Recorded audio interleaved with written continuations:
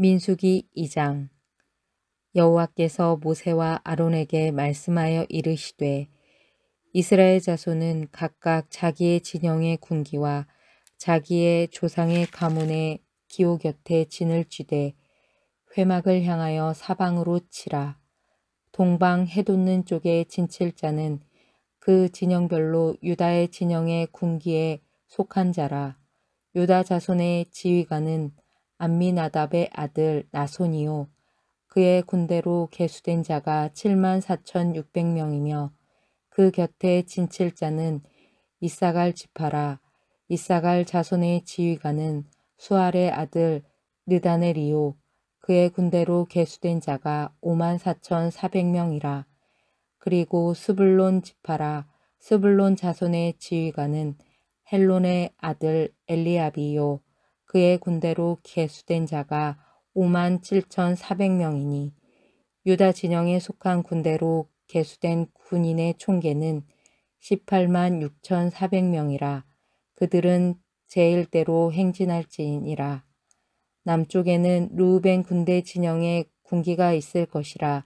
르우벤 자손의 지휘관은 스데올의 아들 엘리수리요 그의 군대로 계수된 자가 46,500명이며 그 곁에 진칠 자는 시므온 지파라. 시므온 자손의 지휘관은 수리사대의 아들 슬루미엘이요 그의 군대로 계수된 자가 59,300명이며 또 갓 지파라. 갓 자손의 지휘관은 르우엘의 아들 엘리아삽이요 그의 군대로 계수된 자가 45,650명이니 르우벤 진영에 속하여 계수된 군인의 총계는 151,450명이라.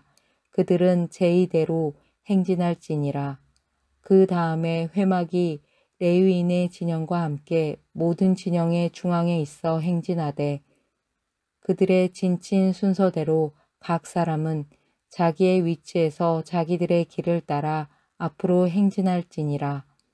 서쪽에는 에브라임의 군대의 진영이 군기가 있을 것이라. 에브라임 자손의 지휘관은 암미웃의 아들 엘리사마요 그의 군대로 계수된 자가 45,000명이며 그 곁에는 므낫세 지파가 있을 것이라. 므낫세 자손의 지휘관은 부다술의 아들 가말리엘이요 그의 군대로 계수된 자가 32,200명이며 또 베냐민 지파라. 베냐민 자손의 지휘관은 기드오니의 아들 아비단이요 그의 군대로 계수된 자가 35,400명이니 에브라임 진영에 속하여 계수된 군인의 총계는 108,100명이라. 그들은 제3대로 행진할지니라. 북쪽에는 단 군대 진영의 군기가 있을 것이라. 단 자손의 지휘관은 암미사대의 아들 아히에셀이요 그의 군대로 계수된 자가 62,700명이며 그 곁에 진칠 자는 아셀 지파라. 아셀 자손의 지휘관은 오그란의 아들 바기엘이요 그의 군대로 계수된 자가 41,500명이며 또 납달리 지파라. 납달리 자손의 지휘관은 에난의 아들 아히라요 그의 군대로 계수된 자가 53,400명이니 단의 진영에 속하여 계수함을 받은 군인의 총계는 157,600명이라. 그들은 길을 따라 후대로 행진할지니라 하시니라. 이상은 이스라엘 자손이 그들의 조상의 가문을 따라 계수된 자니 모든 진영의 군인 곧 계수된 자의 총계는 603,550명이며 레위인은 이스라엘 자손과 함께 계수되지 아니하였으니 여호와께서 모세에게 명령하심과 같았느니라. 이스라엘 자손이 여호와께서 모세에게 명령하신 대로 다 준행하여 각기 종족과 조상의 가문에 따르며 자기들의 길을 따라 진치기도 하며 행진하기도 하였더라. 아멘. 어떤 공동체든 조직이든 관리 감독을 할 때에는 가장 중요한 것이 숫자 파악입니다. 그것이 사람이든 아니면 재화, 곧 물건이든 숫자를 파악해야 관리가 잘 되고 감독이 잘 되는 거죠. 이렇게 숫자를 파악해서 관리를 해야 전체적으로 짜임새도 있고 규모 있는 운영이 원활하게 됩니다. 예를 들어 수련회를 시작하는데 수련회 참여 인원이 얼마가 되는지, 또 차량을 어떻게 준비해야 하는지, 몇 시에 몇 명이 출발하는지, 이러한 것들을 준비하고 배정을 해야 하는 거죠. 그래야 전체적인 수련회 운영이 원활하게 잘 운영이 되는 겁니다. 여기에 숙소는 어떻게 배정해야 되고 배식 준비를 어떻게 해야 되는가, 이런 것들을 다 준비를 해야 돼요. 그런데 아무런 준비도 생각도 없이 수련회 장소에 도착해서 그제서야 방 배정하고 식단 준비하고 프로그램 준비하고 우리 수련회에 몇 명이 참여했는지 그 인원 파악을 그제서야 한다면 그 수련회가 진행이 잘 되겠습니까? 수련회 진행이 잘 되지 않죠. 그래서 가장 중요한 것이 뭐냐? 과연 이 수련회에 몇 명이 참여하는지에 대한 인원 점검이 그래서 중요한 거예요. 우리나라는 물론 세계 모든 나라에서는 인구 조사를 몇 년에 한 번씩은 꼭 한다고 합니다. 인구 조사를 해서 국가 운영을 위한 기본적인 구상을 하고 나라가 또 어떻게 돌아가는지, 또 어떻게 나라를 돌려야 하는지 자세히 살피는 거죠. 군대도 마찬가지입니다. 군대 조직도 상세하게 조직하는데 다 이유가 있어요. 이 군대 조직 한번 보십시오. 성격과 규모에 맞게 군대 조직하고 또 배치를 하지 않습니까? 군대를 막무가내식으로 운영하는 나라 어디가 있어요? 특히 선진국일수록 훨씬 더 세분화되고 조직화되어 있죠. 우리나라도 군대 보면 1군단에서 9군단까지 있죠. 거기에다가 또 사단이 조직되어져 있죠. 여단도 있고, 그 다음에 대대, 중대, 소대까지 쭉 되어 있잖아요. 거기에 특수 부대, 특수전을 할 수 있는 그러한 부대들이 또 따로 있잖아요. 해병대, 특전사, 또 UDT, 여러 가지들 있잖아요. 거기에 심지어 방위도 있고, 또 공병대, 방공포대, 수방사, 기갑부대, 포병대, 할 것 없이 정말 많은 그런 군대들이 그렇게 세분화되어 가지고 조직이 잘 되어 있습니다. 오늘 말씀도 마찬가지입니다. 이스라엘 백성 각 지파 사람들을 광야에서 배치한 것을 보여주고 있는 내용이 바로 오늘 민수기 2장입니다. 출애굽할 때에도 이스라엘 백성들의 숫자가 엄청나게 많았고 가나안 땅 들어갈 때에도 그 숫자가 이제 더 많아졌겠죠. 그냥 떼거지로 광야길을 걸어갈 수도 있었겠지만 그들은 그 많은 백성들을 운영을 잘 할 수 있는 관리가 필요했습니다. 그래서 인구조사를 실시한 겁니다. 오늘 말씀에서는 지파별로 조직을 세우고 진을 칠 장소와 위치까지 상세히 말씀한 기록되어 있습니다. 그런데 우리가 주목해서 봐야 할 점이 하나 있어요. 매우 중요한 사항인데요. 2절 말씀 다 같이 보겠습니다. 이스라엘 자손은 각각 그 기와 그 종족의 기호 곁에 진을 치되 회막을 사면으로 대하여 치라. 12진영이 배치되어 있는데 여호와의 성막, 성전을 중심으로 3개 지파씩 동서남북으로 배치되어 있었다는 이야기입니다. 정확히 말하면 레위 지파는 어디에 있었을까요? 중앙에 있었어요. 중앙에. 대개 군대가 진칠 때에는 세로로 하든지 가로로 할 때가 많습니다. 군대에서 열병할 때에는 가로로, 또 행진을 할 때에는 세로로 진행을 하지요. 저도 그 5군단에 있으면서 705 특공연대에 있었거든요. 그래서 우리 군단장님 3스타 에게 그 취임식 같은 거 할 때 그 5군단 연병장에 5군단에 해당하는 사단들이 이제 그 3사단, 6사단 그런 사단들이었거든요. 그런 이런 사단들, 그다음 오뚜기 부대 8사단 이렇게 되어 있고, 우리 그 예하 직속 특수부대가 우리 705 특공연대였거든요. 그러면 이 군단장 그 취임식 같은 거 하면은 그 화랑 연병장이라고 굉장히 큰 연병장이 그 군단에 있어요. 거기 가면 각 부대에 군인들이 쫙 서 있는데 거기 이제 도열해서 이제 그 예포도 막 쏘면서 그 취임식 같은 거 하고 막 그러죠. 그러면 이때 그 열병할 때 어떻습니까? 우리 이제 군단장님이 막 지나가면 이제 차 타고 그러면은 가로로 쭉 뛰어 있잖아요. 그렇죠? 그런데 우리가 행군을 하거나 훈련을 받을 때에는 가로로 진행을 못 합니다. 세로로 가잖아요. 세로로. 두 줄로 간다든지, 세 줄로 간다든지, 한 줄로 간다든지 그렇게 진행을 하죠. 그런데 이스라엘 백성들의 배치는 하나님의 회막을 중심으로 해서 네모난 꼴이었습니다. 왜 이렇게 했을까요?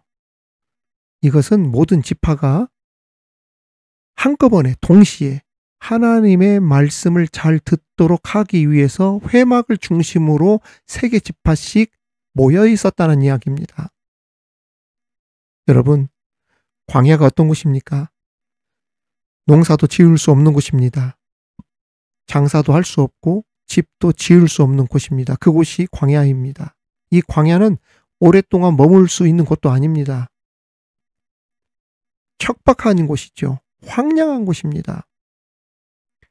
그냥 인간적인 생각으로는 살아남을 수 있는 길이 없는 곳이 사막, 광야예요. 오직 그들이, 이스라엘 백성들이 살아남을 수 있었던 방법은 오직 한 가지밖에 없었어요. 뭡니까? 회막을 중심으로 바라보게 하는 것, 즉 하나님만 바라보는 것밖에 없었어요. 그래서 그들 중심에 회막, 곧 하나님의 성전이 있도록 했던 것입니다. 그 중심에 레위 지파들, 저와 같이 주의 종들이 그 봉사하면서 섬겼고 말이죠. 동서남북 3지파씩 성막을 중심으로 진을 쳤다는 것은 하나님 말씀 중심으로 살았다는 뜻입니다. 여러분, 이것이 우리가 세상에서 복받는 비결임을 믿으시면 아멘 합시다. 그렇습니다.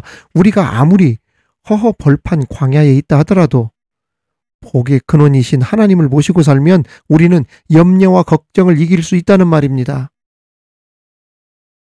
그러한 저와 여러분이 되기를 주님의 이름으로 축원합니다. 하나님 말씀 중심으로 살기를 축원합니다.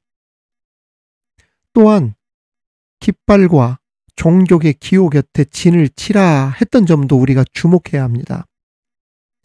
백성들을 인도하시되 무질서하게 인도하시지 않았다는 점입니다. 질서가 있고 신호하고 사인 보내고 명령한 대로 그 질서에 모든 백성들이 순종했다는 말입니다. 예를 들어서 왜 우리는 북쪽에 텐트를 쳐야 합니까? 왜 우리는 전진하는 앞쪽에 두어서 적하고 먼저 만나게 하셨습니까? 왜 우리 그 텐트는 찬란하게 떠오르는 동쪽에 진영을 주지 않고 반대쪽 서쪽에 두셨습니까? 이렇게 하지 않았다는 이야기예요. 그냥 거기에 텐트를 치라고 했으니, 장막을 치라고 했으니 거기에 쳐라. 여기에는 합리성, 이론 같은 것 없습니다. 치라고 하셨으니 그냥 치기만 하면 되었던 것이죠. 여러분, 그렇습니다. 교회에서는 질서가 있어야 한다고 바울 사도는 말했습니다. 고린도전서 14장 40절에 보면 모든 것을 적당하게 하고 질서대로 하라. 은사 문제 때문에 고린도 교회가 상당히 혼란을 겪고 있었는데 그 받은 은사로 교회의 유익을 위해 사용하는 것이 아니라 자랑하고 교만하면서 교회의 질서에 순종하지 않았던 그들을 향하여서 바울 사도는 모든 것을 적당하게 하고 질서대로 하라 이렇게 했던 것입니다. 교회는 그 말씀에 순종하고 교회의 질서에 따라서 움직여야 돼요. 자기 마음대로 해서는 안 된다는 이야기입니다. 예전에 우리 지역에 저도 잘 알고 있는 교회인데요. 그 모 교회가 있습니다. 그런데 그 교회 어떤 직분자가 은사를 받았다면서 성도들 마음대로 자기가 데려가가지고 예언하고 성도들 포섭해가지고 누구를 집중적으로 정죄하고 또 박수무당처럼 교회도 아니고 소위 무인가 종교시설처럼 해놓고 막 교회를 다니면서 다른 곳에다가 기도처처럼 어떤 만들어 놓고 거기다가 성도들을 데리고 가가지고 막 거기서 막 전보듯 막 예언하고, 그래서 교회를 혼란에 빠뜨리고 교회를 어지럽게 한 일이 있어요. 그러다가 한동안 시끄럽고 어려운 때 교회에서 몇 번 경고를 주었습니다. 함부로 안수하거나 예언하는 행위를 하지 마십시오. 그랬더니 순종하지 않고 기어이 교회 근처로 나가서 하나님의 교회를 어지럽히는 행위를 멈추지 않았던 그러한 일들이, 여러분, 이게 바람직한 일이겠습니까? 그렇지 않지요. 교회는 예배를 드리거나 성도들 간에 교제를 하거나 봉사를 함에 있어서 지 멋대로 행동하거나 특별히 교회의 그러한 말씀에, 또 목사님의 말씀에 불순종해서는 안 됩니다.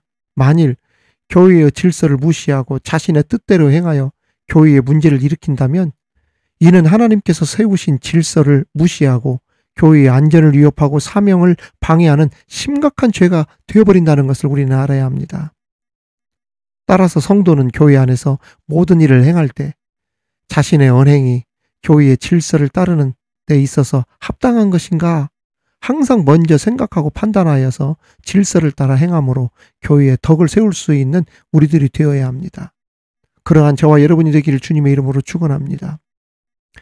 마지막으로 우리가 깨닫는 것은 하나님께서는 사명을 가진 자에게 그만큼의 능력도 함께 주신다는 것입니다. 4절에 보면 이스라엘 선봉에 서게 된 유다 지파는 74,600명으로 이스라엘 12지파 중에 가장 숫자가 많았습니다. 어떻게 해서 유다 지파가 다른 지파들에 비해 인구가 훨씬 많게 되었을까? 그 답은 야곱의 예언에서 찾을 수 있습니다.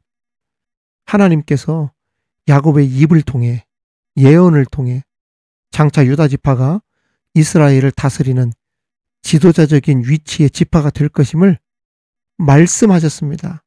그 말씀대로, 예언대로 이루어졌죠. 그러면 지도자적인 위치에 되려면 어떻게 되어야 되겠습니까? 당연히 강력한 지파가 되어야 되겠죠. 그래서 하나님께서 유다 지파에게 가장 많은 인구수를 허락해 주셔서 그러한 사명을 감당하도록 강하게 해 주셨던 것입니다. 그렇습니다. 하나님께서는 택한 자에게 사명을 맡기실 때 그만큼 감당할 만한 능력과 힘과 지혜를 주신다는 것을 알아야 합니다. 우리 가운데 하나님의 일꾼으로 부름을 받으면 질에 겁부터 먹는 사람들이 있어요. 감당할 수 있는 힘이 없다고 막 뒤로 빼는 사람들이 있습니다. 그리고 능력이 부족하고 바쁘다는 그런 사람들이 있어요. 못할 것 같다고 슬그머니 발을 뺍니다. 하지만 하나님께서 우리에게 사명을 맡기실 때 그냥 맡기시지 않습니다.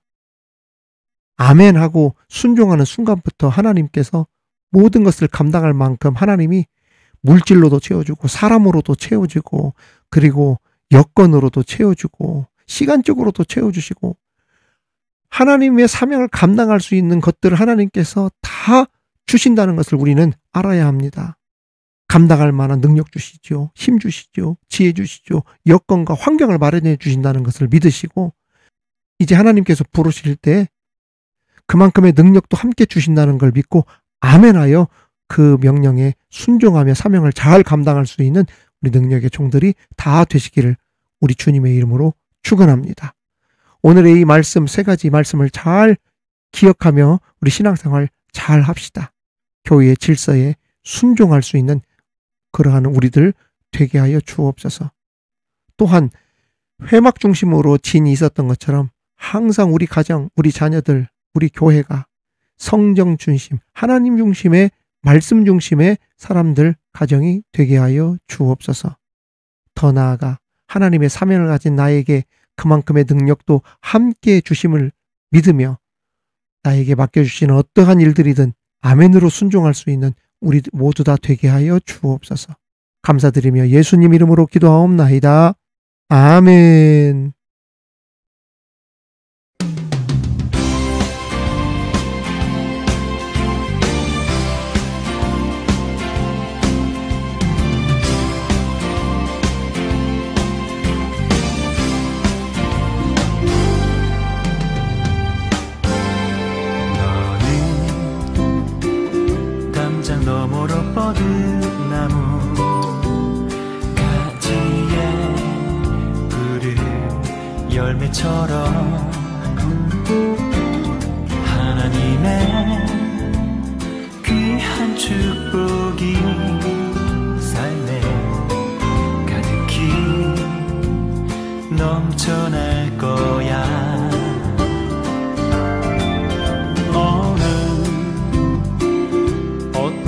시련이 와도 능히 이겨내 강한 발이 있어.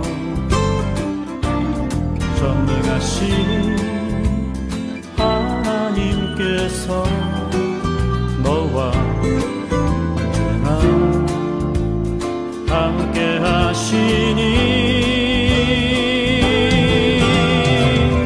너는 하나님의 사랑, 아름다운 하나님의 사랑. 나는 널 위해 기도하며 내 길을 축복할 거야. 너는 하나님의 선물, 사랑스러운 하나님의 열매, 주의 품에 꽃피운 나무가 되어줘.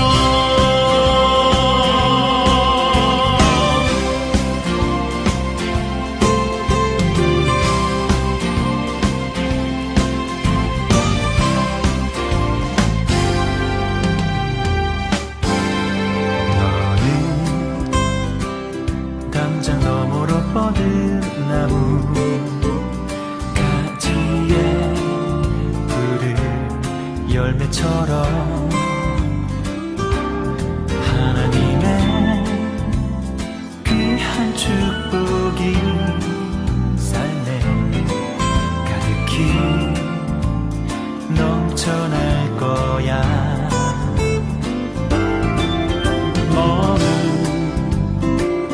어떤 시련이 와도 능히 이겨내 강한 발이 있어. 전능하신 하나님께서 너와 언제나 함께 하시니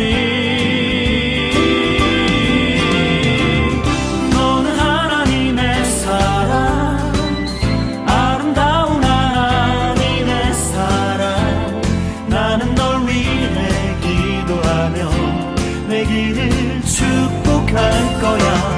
너는 하나님의 선물, 사랑스러운 하나님의 열매, 주의 품에 꽃피는 나무가 되어줘.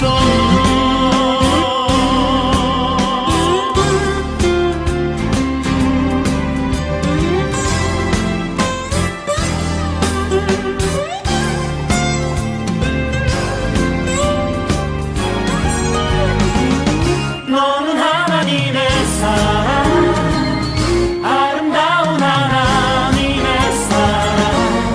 나는 널 위해 기도하며 내 길을 축복할 거야. 너는 하나님의 선물, 사랑스러운 하나님의 열매, 주의 품에 꽃피운 나무가 되어줘.